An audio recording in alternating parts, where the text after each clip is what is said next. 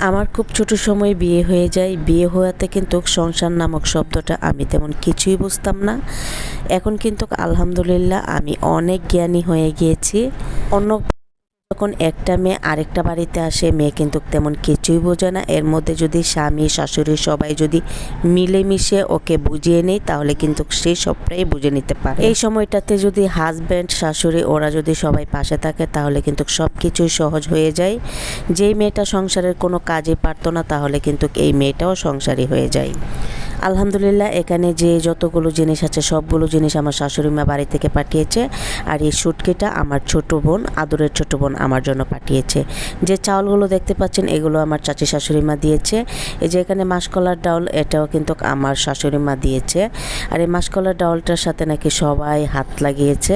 আমার চাচি শাশুড়ি ভাবি বাড়ির সবাই হেল্প করে নাকি এই মাসকলার ডাউলটা মানে ঠিকঠাক করে পরিপাটি করে দিয়েছে। আর এখানে আমি সকালে উঠে বাচ্চাকে নিয়ে স্কুলে চলে গিয়েছিলাম।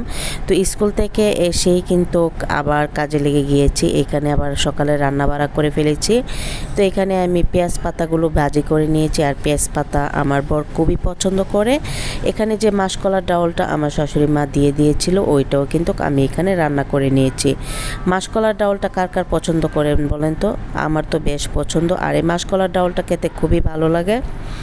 আমার বাচ্চারাও খুবই পছন্দ করে। আর নামানোর আগে অবশ্যই কিন্তু মাসকলার ডাউলের মধ্যে ধনিয়া পাতা অ্যাড করবেন, সেক্ষেত্রে টেস্ট আরও দ্বিগুণ বেড়ে যাবে। এখানে আগের দিনে টমেটো ছিল। তো এই তো আজকের রান্নাবাড়া কেমন হলো ভিডিওটি অবশ্যই কমেন্ট করে জানাবেন। ধন্যবাদ সবাইকে।